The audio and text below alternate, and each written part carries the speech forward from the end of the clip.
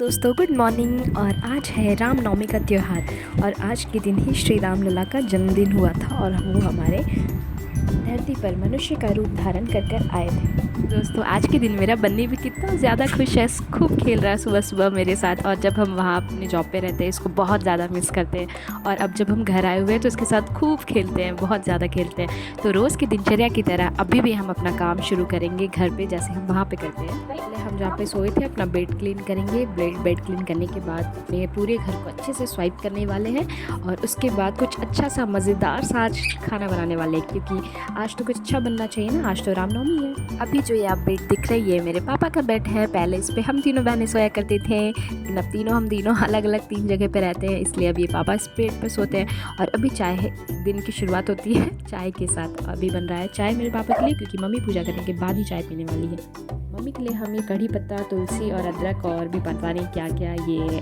आयुर्वेदिक सा काढ़ा बना के देने वाले हैं।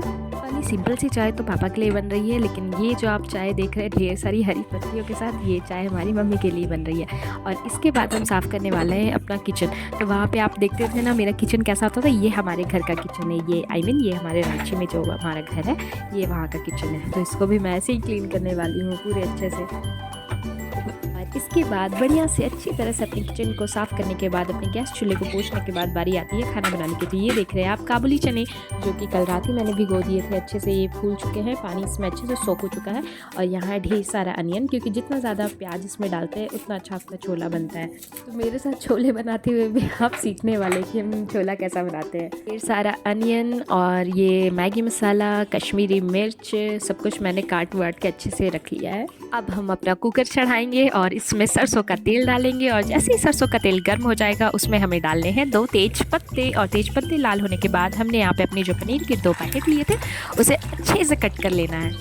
वैसे तो हम छोले में पनीर के 1 ही पैकेट डालते हैं, लेकिन पापा 2 लेकर आ गए हैं। वाला है हमारे भटूरे का आटा, इसमें मैदा भी है, आटा भी है, दही भी डाला है और भी बहुत सारा कुछ डाला है। इतना सारा काम निपटाने के बाद अब आती है मेरे शावर लेने की। यहाँ पे मैं नहा के अच्छे तरीके से आ चुकी हूँ और अभी भी किचन में कुछ काम पड़ा है और डिज़र्ट बनाने की तैयारी कर रहे हैं मेरे पापा। और डिज़र्ट में बना रहे हैं क्या, वो आके आपको वीडियो में पता चलेगा। मम्मी हमारी आधे घंटे पहले ही मंदिर जा चुकी है, क्योंकि आज लंबा पूजा होने वाला है श्री राम लला का। इसलिए मैंने कहा कि मम्मी आप आगे चली जाइए, मैं आपसे थोड़ी देर में आती हूँ घर का काम निपटा के। तो मेरी भी बारी थी, अब मैं पीछे पीछे मंदिर जाने वाली थी मम्मी के, और साथ में पूजा करके हम लोग दोनों वापस लौटने वाले थे। मेरी भी पूजा अब स्टार्ट हो जाती है और कहते हैं कि चैत माह के शुक्ल पक्ष के नवमी तिथि को भगवान विष्णु ने राम जी का अवतार लिया था और धरती पर जन्मे थे।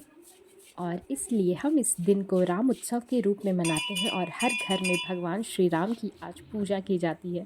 लोग बड़े ही हर्ष और उल्लास से इस दिन को मनाते हैं, जैसे कि भगवान उनके घर आए हैं। पालनहार श्री प्रभु विष्णु के 7वें अवतार माने जाते हैं हमारे श्री रामचंद्र भगवान जी।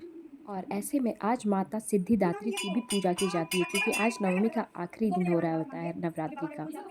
मम्मी हमको ज्ञान दे रही होती है कि ऐसे भगवान से मांगो, ऐसे प्रणाम करो, ऐसे पूजा करो, ऐसे करो तो भगवान सुनेंगे। इसके बाद हम फटाफट से अपना पूजा ख़त्म करते हैं और चले जाते हैं नंदी भगवान के पास और उनसे अपने मन की बात कह देते हैं, ताकि नंदी भगवान के ज़रिए हमारी बात हमारे भोलेनाथ तक पहुंच जाए। उसके बाद फटाफट से हम दोनों मम्मी और मैं अपना पूजा ख़त्म करने के बाद इतनी कड़कड़ाती हुई धूप में जल्दी से घर आ जाते हैं। और ये देखिए डेजर्ट मालपुआ, ये रही छोले और पनीर की अच्छी सी सब्ज़ी और ये रहा भटूरे का गुना हुआ आटा। अब क्या था, सब पूजा पाठ करने के बाद बहुत ज़्यादा थक चुके थे, इसलिए अब बारी आती है सबको पेट पूजा करवाने की। ये दोस्तों गौर से मेरे चेहरे को देखिए, लग रहा है ना पूरी तरह से थक चुकी हूँ।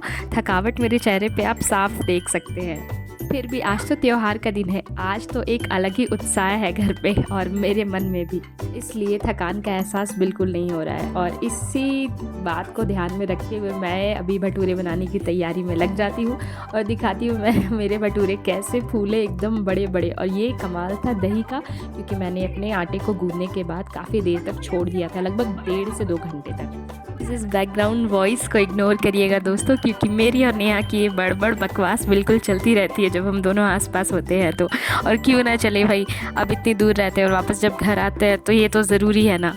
ये देखिए दोस्तों कैसे मेरे भटूरे फूल रहे हैं। आ गया ना मुंह में पानी, मेरे भी आ गया। अब ये मम्मी टेस्ट करके बताएंगी कि कैसे बने हैं ये। वैसे तो खाना बनाने में मेरा कोई जवाब नहीं, ऐसे घर वाले कहते हैं नहीं नहीं नहीं ऐसा नहीं कहते, लेकिन आप देखिए आपको क्या लगता है टेस्टी बना है या नहीं बना है ये। तो खाना बनाने में हम पाँचों, पापा को भी इंक्लूड कर लेते क्योंकि अब पापा भी बहुत अच्छा कुकिंग करने लगे हैं और हम सभी बहुत अच्छा कुकिंग करते हैं अब। और ये देखिए कैसा लग रहा है ये। और खाना बनाने के बाद अब बारी आती है हमारे तैयार होकर बाहर घूमने जाने की। और अभी बज रहे थे दिन के 3:30। सभी वाइट ऑरेंज का कॉम्बिनेशन पहन रहे थे, तो मम्मी ने मुझे भी वाइट कलर का सूट दिया कि मैं वाइट पहनूं। उसके बाद मैंने इसे पहन लिया, साथ में ये इयररिंग पुट किया, पिंक कलर की लिपस्टिक लगाई, एक छोटी सी बिंदी लगाई। लेकिन लास्ट में जाते जाते मैंने क्या किया, अपना ड्रेस चेंज कर लिया क्योंकि मैं अनकम्फर्टेबल थी मम्मी के कपड़े में। कि फाइनली वो टाइम आ गया है और अभी बज रहे हैं शाम के 4:30 और हम चारों निकल चुके हैं अपनी अपनी गाड़ियों पे सवार होके। यानी कि मेरे स्कूटी पे मैं और नेहा बैठी हूँ और आगे बाइक पर पापा और मम्मी बैठे हैं, जिनको हम देखिए हम और पापा मिलके और पापा के बहुत सारे कलीग्स यानी दोस्त या दुकान के सभी भी मेंबर्स मिलके हम लोग यहाँ पे खीर बांट रहे हैं लोगों में रामनवमी के शुभ अवसर पर। क्योंकि पापा ने और उनके सभी दोस्तों ने मिलकर फैसला किया था कि वो बहुत सारा खीर बनवाएंगे और रामनवमी में सभी लोगों को, भक्तों को खीर का प्रसाद खिलाएंगे। आपको पता भी है, मालूम भी है खीर कितनी बनी है, मतलब कि हद सोच भी नहीं सकते आप कितना ज़्यादा बना है। यानी ये खीर का क्वांटिटी था 3 क्विंटल, इतना ज़्यादा खीर बना था, बहुत ही ज़्यादा। मतलब पूरे रांची को हमने खीर तो खिला ही दिया भाई। काफ़ी देर तक हम खीर बांटते रहे मगर खीर खत्म होने का नाम ही नहीं ले रही थी। सभी लोगों ने खीर खाया, जम के खाया और बहुत हमें बहुत ज़्यादा मज़ा आया। यहाँ पे खीर बांटने के बाद अब बारी आती है थोड़ी सी वंडरिंग की, यानी कि रामलला के झंडे को देखने की, जुलूस देखने की। उसके बाद पापा को वहाँ पे खीर बांटता हुआ छोड़ के हम, नेहा और मम्मी निकल जाते हैं थोड़ा सा घूमने के लिए और फिर इंजॉय करने लगते हैं। काफ़ी भीड़ है, लोग बहुत ज़्यादा उत्साहवर्धक है और खूब मज़े ले रहे हैं रामनवमी के, आप देख सकते हैं।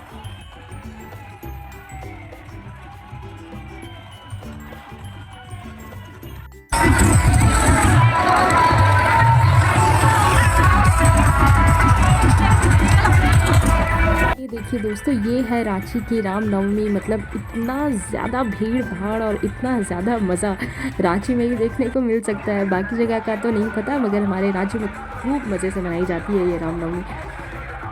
थोड़ी देर घूमने के बाद हम लोगों ने मिल्क शेक पिया और मिल्क शेक पीने के बाद हम लोग थोड़ा आगे बढ़े तो नेहा के कुछ फ्रेंड्स मिल गए ऑफिस के। उसके बाद उन लोगों से मिलने के बाद भी बहुत अच्छा लगा, मतलब कि थोड़ी हंसी मजाक हुई और मतलब से घूमने कंप्लीट हो गया।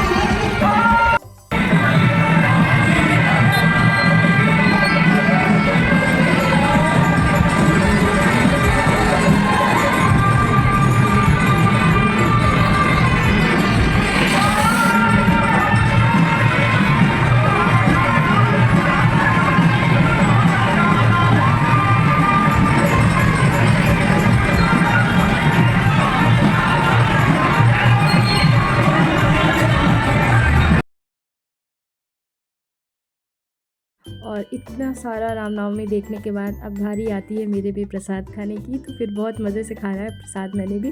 अरे बहुत टेस्टी खीर बनी थी, बहुत ज़्यादा, इसमें बहुत ज़्यादा काजू मिला था, साथ में केसरी भी मिला हुआ था, जिसके इस खीर का, प्रसाद का, आई मीन टेस्ट और भी ज़्यादा इन्हेंस हो गया था।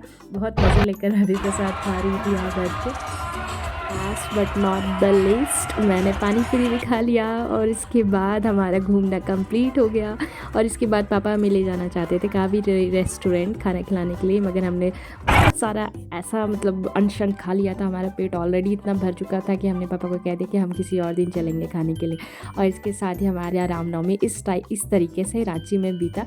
आप सभी ने व्लॉग देखा और देखने के बाद प्लीज़ कमेंट करके बताइएगा कि आपको रांची की रामनवमी कैसी लगी और मेरा ये व्लॉग आपको कैसा लगा। So please like, share and subscribe and meet me in next vlog. Bye bye दोस्तों।